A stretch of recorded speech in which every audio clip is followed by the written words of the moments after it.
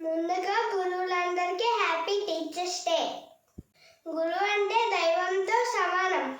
మన తల్లిదండ్రులు మనని కంటారు కాబట్టి మన మంచి కోరుకుంటారు.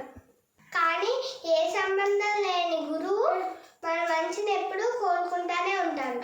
మన తల్లిదండ్రులు లాగానే మనని కాపాడుతూ, చదువు నేర్పిస్తూ, క్రమశిక్షణతో ఉంచుతూ మనని ఎంతో పెద్ద స్థాయికి తీసుకెళ్తారు. అందుకనే గురువులందరూ గొప్పవారు.